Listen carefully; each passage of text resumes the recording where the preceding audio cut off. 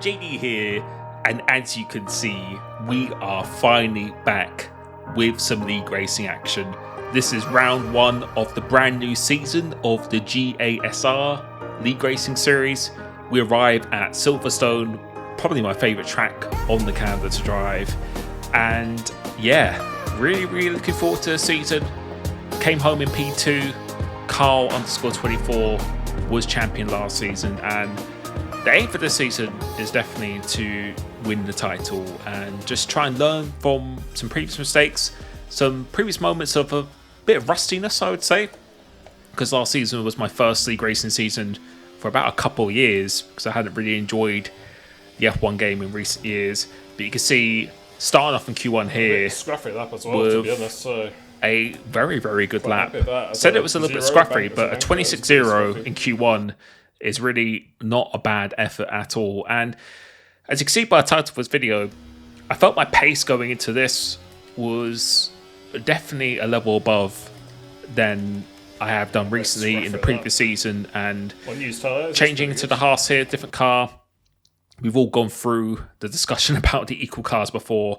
I much prefer this car. I feel much more confident. It feels much more stable. Feels like I can push it to limit much more. And my PB in this car was actually 3 tenths faster than I did in the Ferrari. And you can see coming through into Q2 here, did a 25.7. I actually decided to do another lap because we were actually quite close to borderline. So I did my first lap on the used, and then I decided to go on a new set of tyres. But this is my fastest lap in the Q3, so let's ride on board here. And yeah, this was a pretty decent lap overall. So going to turn 1, avoiding the bumps on the left-hand side. You want to stay quite close to the middle of the track, just past the 100-meter board, come into this using all the track. And this was definitely by far my weakest sector. I was about a 1/10.5 down from my PB in this first sector. So now PB overall was actually a very low 0.4, almost a 3. And going for this first sector, I think this is going to be a high 0.3 when usually a low 2 would actually be a pretty good first sector. So not that great, but this was actually my first run I did in the Q3. So you always expect to go a little bit quicker on your final Q3 run, but you will see we didn't actually improve. So this ended up being my fastest lap, and going through the second sector, I think this was really good. A little bit of time on the table at Brooklands, but going through this Maggins and Beckett's, I think I did this pretty much perfectly. I really nailed this, did this really well. But it's this sector 3. This sector 3 is, I think, my PB sector 3 that I've ever done. So coming on to the end of this hangar straight here, absolutely nailing this. So getting on the throttle straight away and going through this last chicane, I don't think I really could have took this much better. Braking as late as I possibly can, carrying the minimum speed, keeping the momentum flowing, and that was really clean. And coming across the line, it's a 125.6, and that was my first lap in the Q3. But Carl ends up invalidating his last lap, which means I'm on pole position. And again, my PB was actually a 0.4, 2 tenths away almost from my PB, so still a little bit of time left in the table. But as we line up on pole position, obviously the perfect place to start. There's a number of different strategies you can do around here. So you can see I've elected to go on the medium tyre, but you can see Carl behind me has decided to go on the soft tyre. And I was aware that you could do like a soft to medium. I know a lot of the guys in esports and PSGL, they did that as well. But I was actually very confident with the strategy of the medium to hard, because the hard tyres are definitely going to be the faster tyre towards the end of the race. And I just felt really confident in my pace. With the qualifying, especially in the race, I think my race pace is always the strongest aspect of my driving. And no, I really did practice a good amount for this race, and I just felt very confident in the pace. So I was pretty happy to start on these medium tyres, because Carl behind me, it's not so much the first stint where it's the benefit of the soft to medium, it's actually the second stint, the initial part of the second stint. But Carl decides to go round the outside of me, going to cop. So this is kind of a Verstappen-Hamilton moment here, and lap 1 of the race, don't really need to fight this position, so making sure we don't collide there. So a bit of a ballsy move from him, but we're not really going to fight it too hard at this stage of the race, because right now it's just about just staying in this lead train, staying ideally in the top 2, I'm not going to break his DRS. He isn't going to break my DRS either. So right here now, it's just about managing it, making sure we don't get any penalties or warnings. I was pretty sure he actually got a track invalidation there on the exit of cop. So really all it's about in the first stint of a league race, most of the time, if you're at the front as well, is just managing the race. Just don't get any track invalidations. Keep the battery fairly high. But you can see people like Sainz behind me. Sainz is a driver, as you'll see in this video, likes to go for every single move. So sometimes you've got to figure that out when you're racing people in league, or especially in league racing. You've got to figure out drivers who just want to go for every move. You can see, again, Sainz going down my inside there. For me personally, I probably wouldn't be doing that because that's just slowing us down. It's creating a bit of a risk for an incident as well. But you just got to be wary of that. And when you're racing people, got to try and anticipate what they're going to be doing. But you can see lap 6 of the race, leading it here. They're both on softs behind me, and so far so good. And again, I'm not really going to fight this at all. There's no real need to fight this at this point. The softs are quite a durable tyre, but they're not on the softs just for this first stint. They're doing it so they're going to be on the medium tyres for the second stint. But again, I felt very confident in my pace because I was planning to go on the hard tyre. I could go longer and then go on the softs, but the problem with that is that I'm going to have to go a little bit deeper in the race, and then I'm going to be undercutted by 2 or 3 laps. So we did a little bit of a dummy into the pits there. But right here now, I was very, very happy with the position I was in. You can see they're starting to actually lose their tyres a little bit already, and you could just see of our pace. Right now, I just felt like I had another gear that I could go into. In practice, I was doing 28s consistently by myself without the DRS, so I knew this pace wasn't particularly fast, and I just felt really, really confident pace. You can see we're literally almost pushing them around these corners here. We've got so much of the battery, so we're going to deploy a little bit of this battery here because I want to be the second man in this DRS train. And this lap was actually quite pivotal for the race, and I'll explain what I mean by that just in a second. But you can see again, Sainz is not wanting to give up this position, and again you can see there, because he was fighting it so hard, means he's now side by side the guy behind. So I think sometimes you just got to pick your moments, understand when it's beneficial to battle, and you don't want to lose too much time for not just yourself but the person you're battling with as well. But right here we're in a really, really good position, but this is the real crucial lap. So we're on lap 10 here. I'm on the alternate strategy, or the harder strategy. Right here on this lap, I think this is the mistake I made. I should have really thought about pitting this lap. So you can see we've got a lot of battery. We're about to overtake him for leader of the race. And I think I really, really should have pitted this lap. And you can see he's saving a little bit of the battery here. But again, I just was really confident in my pace. We had so much battery on board. I should have pitted here because when he goes in the mediums, he's going to be very, very fast on his out lap. So you can see there's some people who have pitted already, so I'm not sure who that is, but there's some other people behind who have pitted. I think the guy in Aston Martin, and that's a lap I should have pitted, because this is something I like to do. I like to try and go a little bit longer in the race, just more for the mental side of things. But you can see we've got a little bit of a gap here, so our softs are actually starting to go off quite quickly. So I'm just trying to force him to pit at this stage, and again, should have potentially pitted here as well, because if I pit, he's then got to overtake me, and even if it's on the mediums, I'm on the hards. I was very confident I'd be able to stay with his DRS, but because I've gone a lap longer here, I'm now going to potentially allow a little bit of an undercut. But again, in my mind, I felt like the undercut wouldn't be that big because I felt really confident in my pace. You can see we're gapping the cars behind as well, so I felt like I had enough pace to really negate the undercut, and we're just hoping that people like Carl would be stuck in the DRS train with people like Sainz and some other people as well. So I wasn't expecting Carl to break the DRS or anything like that. So that's why I was just confident going a little bit longer. But as you will see, that was a bit of a big mistake. And I really do feel if I pitted on that lap 10, or even the same lap as Carl when I was out ahead of him, that really could have changed everything for the race. Because the mediums are good for like 5 to 6 laps, but then they start to go off, and then the hard tyre becomes the fastest tyre, like it has done on most of this. And as you can see, as we go to pits, Carl is already making his way into turn 3. So we're not that far behind. The issue is we've come out so much in traffic, and you can see again, coming right next to Sainz, who really wants to battle. So the undercut wasn't absolutely massive. You see, Carl's not that far up the road, but now we've got 4 cars between myself and him.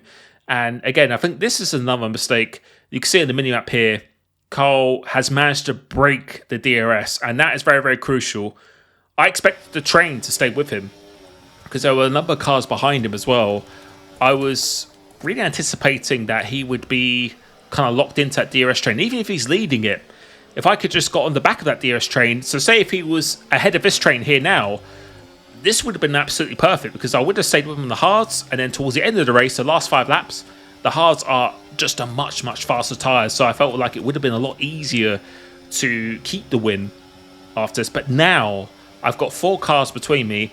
I've used a lot of ERS coming out of the pits, and now I've made myself quite vulnerable at the end of this lap. And at this stage, the mediums are going to be a little bit faster than the hards, and you can see I'm really using all the battery here because I cannot afford to be putting about 5 or 6 cars between myself and Carl. So we can see it go down the inside, so I'm really desperate to keep this position here. Really got to keep it at all costs. The other kick decides to go into the pit, so we're going to go around the outside to get the inside go for the last chicane, and this is really, really not ideal. You see Carl has done a 28.7, and we'll see what we're doing on the next lap, but I think we just made a mistake of just pitting too late when I just didn't need to. I was in the perfect position.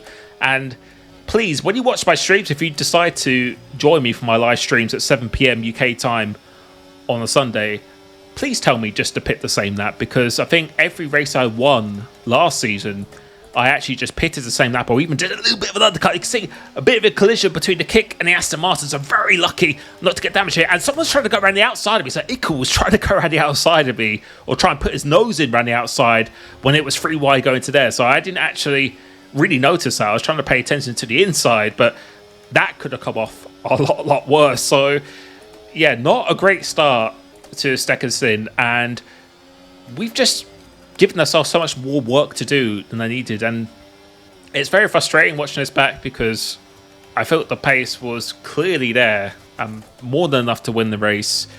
But again, this is something I did last season a couple of times where I just went long for no reason, and my tyre management is always really, really good. My pace is always really good in the race. This is just kind of something I don't need to do, and if I just went a lap before Carl, had a tiny bit of an undercut, even if he caught me on the mediums, I think it would have been very difficult for him to break out of my DRS. And as long as I was behind him, then my tyres would have been the better tyre at the end as well. Yeah, just very frustrating. And this is why it's actually quite useful sometimes to have a bit of an engineer, someone to have a bit of a bird's eye view to really just tell you to just make some common sense decisions. And yeah, this is what I need to do, because now I've just given myself so much more work to do. Now I'm having to battle, creating so much more risk. You can see, look at the gap that Carl has got. So he's gained about another 3 to 4 seconds of me in this stint just because we're behind this train. And at this point, this is where the hards are starting to become the faster tyre. So currently lapping the fastest car on track right now, trying to get this move done. But again, a lot of these guys here, the drivers, which they're perfectly entitled to, by the way, really like to fight for every position. And that's why sometimes just having that track position is absolutely crucial. So we're coming up behind Sainz now, who we know is really going to really fight for his position. He's not going to give it up very easily. So using a little bit of the battery, or deciding not to use the battery, because I think we're going to overtake this guy pretty comfortably.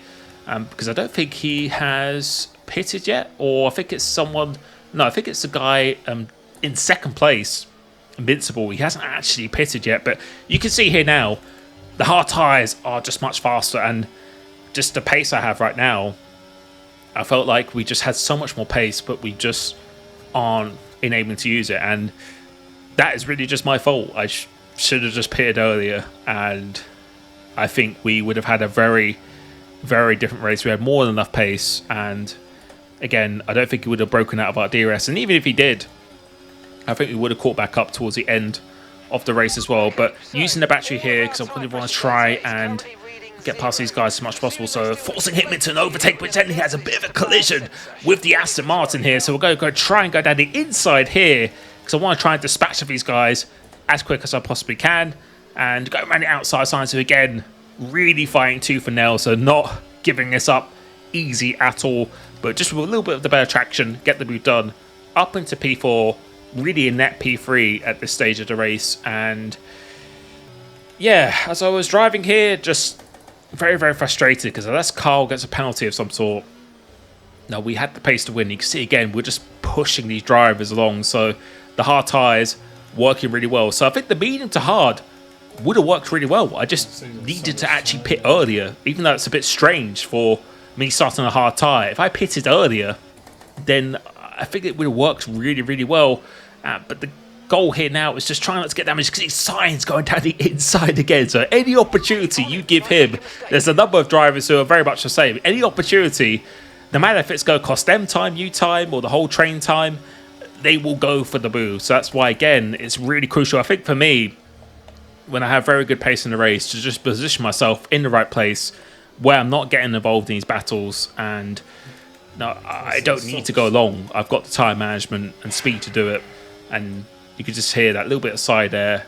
I know that I really kind of just messed this race up. And just frustrated because these are one of the tracks where I should really be trying to maximize it. I know Carl is good at other tracks as well, but this track here, I won it at last season, and at my stronger tracks, I've really got to try and capitalize on this as much as possible. Because I think at tracks like Hungary, I actually went for a little bit of a undercut. Same with that Zandvoort last season, and ended up winning those races. So just got to think a little bit more logically, and yeah, just try not to overcomplicate things a little bit. And now we're up into P2, but the gap is 6.4 seconds to Carl up ahead. And if we skip on towards the last lap now, you can see that gap has started to come down. So the gap is under 6 seconds now, pushing a little bit on this last lap. And you can see we've managed to gap the guys behind me as well. So yeah, we could have gone longer than the softs, but we would have been undercutted even more. And yeah, after 2 or 3 laps, the tyres really go off. So coming home in P2, I think we had that race. We had it. We had the pace, but yeah, you could say wrong strategy, but if Carl hadn't got away, that's the problem. He just got away. And yeah, like I was saying there, I feel the strategy could have worked. It would have worked if I just pitted on that end of lap 10. I had the gap about 6 or 7 tenths. Would have got a small undercut when I pitted on the hards as well. Even when he caught me up, which he would have caught me up, we would have been able to stay in his DRS, and then we would have just been me and him. And then last portion towards the end of the race, the last 5 laps, the hards would have been a much, much better tyre than the medium. So yeah, just kind of threw that race away. So a pretty frustrating one. But the pace, I think, compared to last season already, and already in practice at other tracks, I feel was actually quite a level up from last season. So we've got Zandvoort next this weekend at Sunday, 7 PM. Hopefully you join me for that one, and I will be catching you very, very soon. Peace.